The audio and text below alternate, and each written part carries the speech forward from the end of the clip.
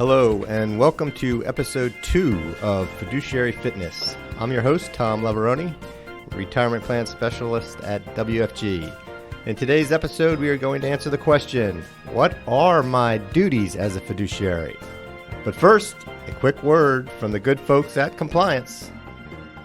The opinions voiced in this program are for general information only and are not intended to provide specific advice or recommendations for any individual.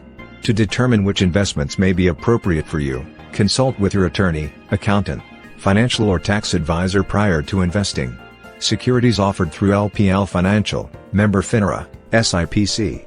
Investment advice offered through Global Retirement Partners LLC, a registered investment advisor. Global Retirement Partners, LPL Financial and Washington Financial Group are separate non-affiliated entities. And now, on to the show. I am joined today by Joe DeNoyior. Hello, Tom. Good morning, Mr. CEO at WFG. I'm also joined by Colin Clark, retirement plan specialist at WFG. Hey, Tom. Good morning. Last time we talked about what is a fiduciary. Today, we're going to talk about what are the duties as a fiduciary. So if you are one of those people who volunteer or join up as a fiduciary on a plan, what are kind of some of the specific roles that someone would be expected to perform as a fiduciary? Tom, it's a great question because it's a balancing act. There's many roles that a fiduciary will have in a retirement plan, and some are fun and some are not so fun. But the basics are, first understanding who is a fiduciary. I know that sounds kind of straightforward, but some of the real roles is fiduciary oversight of the plan to make sure the plan's operating according to the plan document, which is, again, a little bit intimidating for many folks because I would be willing to bet a lot of folks haven't read the plan document. And then that's going into plan compliance and administration. Are we actually operating that according to the document? And then, one of the basics that we all probably know is a responsibility is designing the appropriate fund menu for your employees. But Joe, I'm not an expert in investments. How do I do that as a fiduciary? Good question. So generally, you are allowed to hire out or hire in, if you will, assistance in that role. So there's many different types of fiduciaries that will help you in the investment component. And they have numbers like 321 and 338. But in English, it's working closely with a consultant or an advisor to actually help the committee understand what the appropriate menu would look like and having a process for the selection and monitoring of those funds. Also, another big responsibility is choosing your vendors. And so there should be a process that you follow to decide who you're going to hire and why. You don't have to hire the cheapest company. There's a standard called reasonableness of fees. And really, it's about what services are you receiving for the amount that you and especially your employees are paying for those services.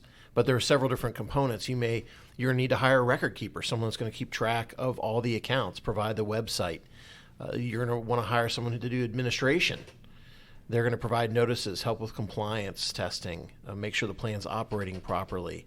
You may need to hire an auditor, and as Joe just mentioned, a consultant, someone who can help shepherd you through that whole process. You just mentioned if the plan is being tested properly. How would somebody know if the plan is being tested properly? Like an HR, your HR generalist. There are several different compliance tests that you have to provide. I think that's kind of the question now that people are starting to ask is, what's the point of a retirement plan? How do we judge or measure it? And really, it's going to be, is the retirement plan working? Are people saving enough to actually replace their paycheck for what we call their longest period of unemployment? Yeah, and the technical answer of how they know if it's being tested correctly is if the plan is large enough where there's a plan audit, the auditor will go through some of those components of the test with them. Can you tell us how large is the plan before it has to be audited? Over 100, but they have to cross 120 first because like everything in the 401k employees. World, like anything in the 401k world, we don't make it simple, like just black and white. But the bottom line is once the plan has grown more than 100 participants, which remember, that doesn't mean just employees. That's folks that are in the plan or eligible for the plan. In the plan. Or beneficiaries thereof, or terminated folks who still have money in the plan. So that number kind of expands. And we often, when we're talking to people about their fiduciary role, it's not just your employees. It's anybody who's eligible for your plan or has money in the plan. So terminated participants that may not have been there for a long time, you still have fiduciary responsibility for them. So that's what would be one of your duties? You'd have to go out and find an auditor to audit your plan? Correct. Yes. Yeah. So that when you really answer the question of what are my duties, we talked about some of the roles. The basic duties are number one, and we touched upon this in our last podcast. By far, number one is act in the best interest of your participants. That is the number one fiduciary role. And then you have to act with care, prudence, and skill. So I'm going to underline skill because, again, let's say I'm an HR specialist, and next thing you know, I'm on a retirement plan committee. Where did I pick up the skill to become a fiduciary in a retirement plan? It's just like showing up and suddenly you're getting thrown in the game as the quarterback. Not the best thing to go through. So it's really important that we understand that. And then we have to avoid prohibited transactions is another stated fiduciary duty. So that would basically mean being free from conflict.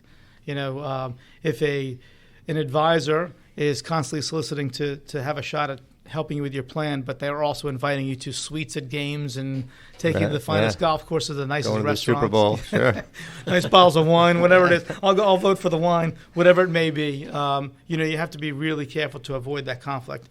And then the final is just, Colin touched upon, is defraying reasonable costs. And what does that really mean? How do you answer that question? So what we find is very helpful in the marketplace is benchmarking your plan to figure out, and this is not like the root canal of going through health insurance where you have to look at 50 different health insurance carriers to figure out what the cheapest or most reasonable plan is.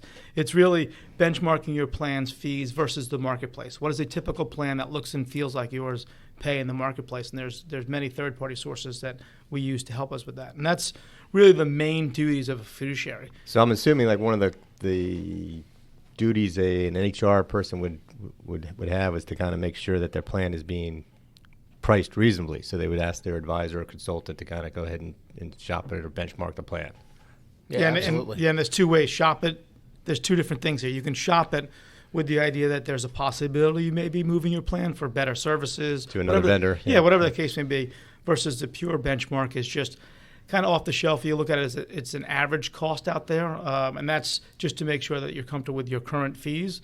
But that gives you the power of maybe going back and having your consultant talk to your current record keeper and saying, look, there's a few things that are a little out of line here. Or, frankly, you're benchmarking the consultant and say, hey, this plan has grown over the years, maybe you're a little bit on the high side, whatever the case may be. It's just getting the fees the most reasonable for your employees. That's a reasonable question that an HR person would ask their consultant or advisor to do is make sure it's priced correct. Yeah, and we benchmark our client fees every year, but we also recommend that we go out to a full RFP every 3 to 5 years. Okay. And I think, depending on the size of your plan, and there are a lot of moving parts, you don't want to be moving. So as Joe was alluding to. Sounds like a lot of work.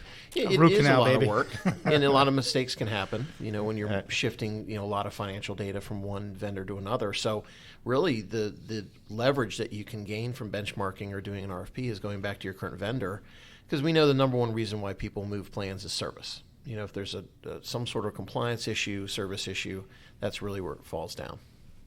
So I would say, we always talk about what is fiduciary and all these different roles and responsibilities.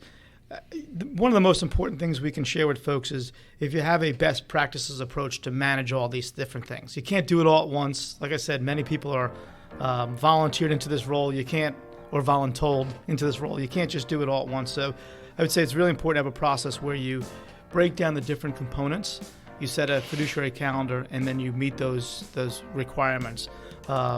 And it could be very manageable. Again, if you're new to this role in the fiduciary world, don't try to tackle it all at once. Let's spell out the goals and objectives of you and or your committee and organization, and then slowly but surely tackle each one of them so it does become something that you're familiar with. But at the same time, we all realize that most people have lots of other things to do at their job. So this is not the sole purpose of their job. So act in your best interest of your participants, do what's reasonable, and you should be on the right path. Read that plan document is a good start to kind of understanding. That'll be fun. Absolutely. Yeah. All right, thank you guys. If you have any questions that you'd like to address in the future episodes, shoot us an email at info@washfinancial.com. That's info@washfinancial.com. Thanks for listening to Washington Financial Group's Fiduciary Fitness podcast. Connect with us at washfinancial.com. If you enjoy our show, we'd love for you to subscribe to us on iTunes or wherever you access your podcasts. Until next time. Thank you.